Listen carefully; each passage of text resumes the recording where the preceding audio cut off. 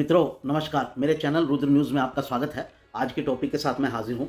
आज का मुद्दा ये है कि आम आदमी पार्टी जो 3 मेन स्टेट्स जिनमें चुनाव आने वाले हैं इस साल में, राजस्थान, मध्य प्रदेश और छत्तीसगढ़, इनमें से किस स्टेट में कांग्रेस का बंटाधार करेगी?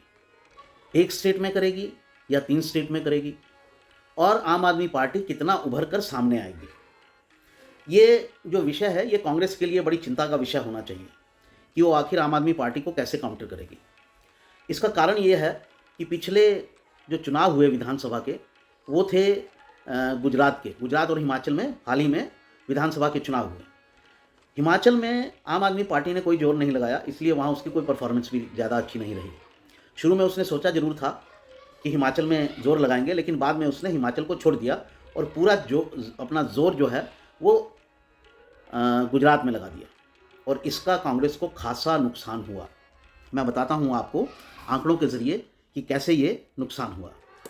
गुजरात में देखा जाए तो इस बार आम आदमी पार्टी को 13% वोट मिले, जो कि उससे पिछले चुनाव में 2017 में आम आदमी पार्टी गुजरात में कैजुअल तरीके से लड़ी थी और तब उसको कोई वोट नहीं मिले थे, मात्र इशारिया 1% ही वोट मिले थे, 1% से भी 1% का भी 10वां हिस्सा।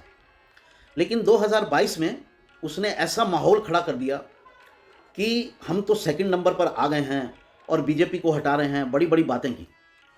अब बड़ी बड़ी बातों का तो असर नहीं हुआ, लेकिन बिल्कुल असर ना हुआ हो ऐसा भी नहीं है। गुजरात के अंदर इस बार आम आदमी पार्टी को 13% वोट मिला, अप्रॉक्सीमेटली 13% वोट मिला, 5 सीटें जीती और नेशनल पार्टी बन गई। और ये सवाल ये है कि ये वोट उसने लिया किसका? तो इसका एनालिसिस करते हैं। बीजेपी ने 2017 में बीजेपी का जो वोट प्रतिशत था गुजरात के अंदर वो था 48%, जो 2012 में 48% था, 2017 में ये बढ़कर 50% हो गया और 2022 में हाल के चुनाव में ये बढ़कर 52.5% हो गया। यानी कि बीजेपी का वोट लगातार बढ़ा और आम आदमी पार्टी ने बीजेपी के वोट को उसमें सेंध लगाने में कामयाब नहीं हो पाई। अब बात करते हैं कांग्रेस की। कांग्रेस का वोट जो था वो 2012 में 39% था, 2017 में वो 42% हो गया और 2022 में यानी हाल के चुनाव में वो 27% हो गया। कितना नीचे आया? लगभग 15% कांग्रेस का वोट इस बार नीचे आया। इसमें से 13% वोट जो है वो आम आदमी पार्टी खा गई और 2% वोट जो है वो बीजेपी की तरफ चला गया। यानी आम आदमी पार्टी ने कांग्रेस को इतना बड़ा झटका दिया, इतना बड़ा धक्का दिया गुजरात के चुनाव में। अब हिंदी भाषी बेल्ट में आम आदमी पार्टी तैयारी कर रही है कि वो तीनों स्टेट में लड़ेगी, राजस्थान, मध्य प्रदेश और छत्तीसगढ़ में। राजस्थान में 200 की 200 सीटों पर लड़ेगी और मध्य प्रदेश की भी लगभग सभी सीटों पर लड़ेगी, ऐसी पार्टी ने घोषणा कर दी है। मध्य प्रदेश में 230 सीटें हैं तो उन पर लड़ेगी और छत्तीसगढ़ में भी। आम आदमी पार्टी में अभी ये एनालिसिस चल रहा है, अंदर की खबर ये है कि इनमें किस स्टेट में सबसे ज़्यादा जोर लगाया जाए। लड़ना तो तीनों में ही है, लेकिन इनको प्रायोरिटाइज करना है कि इस स्टेट में सबसे अच्छा, एक स्टेट में या 2 स्टेट में, क्योंकि चुनाव लड़ने के लिए बहुत लंबी चौड़ी व्यवस्थाएं चाहिए होती हैं। और गुजरात में आम आदमी पार्टी ने यह फील किया कि शुरू में तो हमने बहुत माहौल बना दिया, लेकिन चुनाव आते आते तक वो माहौल जो है वो ड्रेन आउट हो गया। वो माहौल जो है हम उस लेवल का माहौल मेंटेन नहीं कर पाए और इसका भी पार्टी को कुछ नुकसान हुआ अंतिम दिनों के अंदर। तो पार्टी ने वहाँ से लेसन लेकर अब सीखा है कि उतनी ही स्टेट को पकड़ना है जिसमें हम पूरा अपना दम लगा सकें। तीनों स्टेट में से कोई भी स्टेट में, वो एक स्टेट भी हो सकती है, वो 2 स्टेट भी हो सकती हैं, वो तीनों स्टेट भी हो सकती हैं। और इसे लेकर पार्टी के द्वारा अपने इंटरनल सर्वे करवाए जा रहे हैं कि पार्टी को सबसे अच्छा स्कोप जो है वो कहाँ पर है। तो आम आदमी पार्टी में उस दिशा में प्रयास चल रहा है। लड़ेंगे तीनों में, लेकिन सबसे ज़्यादा जोर लगाएंगे। आम आदमी पार्टी के लोगों का कहना है कि पिछले जब चुनाव हुए थे इन स्टेट में, 3 स्टेट में, राजस्थान, मध्य प्रदेश और छत्तीसगढ़ में, तब सेंट्रल लीडरशिप आगे नहीं आई थी वहाँ पर। तब स्टेट के लेवल पर ही वो चुनाव लड़ा गया था, इसलिए उस पर बहुत ज़्यादा परफॉर्मेंस नहीं कर पाए। लेकिन इस बार जब लड़ेंगे तो सेंट्रल लीडरशिप जो है वो पूरी तरह से इसमें इन्वॉल्व होगी। सेंटर में जितने भी जो बड़े नेता हैं, खास तौर से केजरीवाल, वो इसमें इन्वॉल्व होंगे जैसे वो इन्वॉल्व हुए गुजरात के अंदर।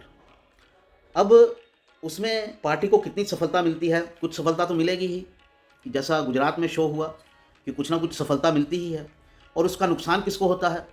अभी जो आम आदमी पार्टी का वोटर है, वो, हालांकि गुजरात में भी ये कहा गया था कि हमारा वोटर तो दोनों तरफ से आएगा, कांग्रेस से भी, बीजेपी से भी, लेकिन गुजरात के परिणाम ने दिखाया कि ज़्यादा वोटर जो है वो कांग्रेस का खिसकता है आम आदमी पार्टी की तरफ। जैसे माइनॉरिटी वोट है, तो माइनॉरिटी वोट में जो बुजुर्ग वोटर है वो तो रहता है कांग्रेस के पास, और जो यंग वोटर है वो आम आदमी पार्टी के पास आ जाता है। अभी भी आम आदमी पार्टी की यही सोच है कि हमारी पार्टी का जो अट्रैक्शन है वो यंग वोटर में ज़्यादा है, और यंग वोटर की तरफ जो है वो पार्टी विशेष रूप से ध्यान करेगी और उनके मुद्दों को ज़्यादा छुएगी। तो ये सारी प्रक्रिया जो है वो आम आदमी पार्टी में चल रही है, और आम आदमी पार्टी इन 3 स्टेट में लड़ेगी। और मेरा मानना है कि इसमें कांग्रेस को ज़्यादा नुकसान होगा। अब ये कांग्रेस के ऊपर है कि वो कैसे अपनी स्ट्रेटजी बनाती है कि आम आदमी पार्टी का जो हमला उसके ऊपर हो रहा है उसको कैसे रोका जाए। मैंने गुजरात चुनाव के दौरान भी ये चेताया था कांग्रेस को कि राहुल गांधी जी, अगर आप गुजरात नहीं गए तो आप पछताएंगे।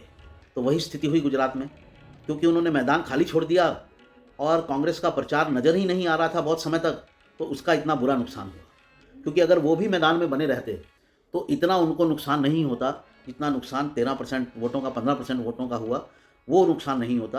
और उसकी परफॉर्मेंस जो है वो, जो अभी वो परफॉर्मेंस दे पाए 2022 में, उससे कहीं अच्छी हो सकती थी, क्योंकि उन्होंने खाली मैदान छोड़ दिया, जिसमें से कुछ हिस्सा जो है वो मामूली सा चंक बीजेपी भी ले गई और एक बड़ा चंक जो है आम आदमी पार्टी भी ले गई। अब ये देखने की बात होगी कि अगले 3 स्टेट्स में पार्टी क्या स्ट्रेटजी बनाती है, किस दमखम से लड़ती है, राहुल गांधी कितना इन्वॉल्व होते हैं, प्रियंका गांधी कितनी इन्वॉल्व होती हैं, कि यंग वोटर को भी अपने पास रखा जा सके जिसके खिसकने का डर है। क्योंकि इन चुनावों में अरविंद केजरीवाल तो पूरा जोर लगाएंगे।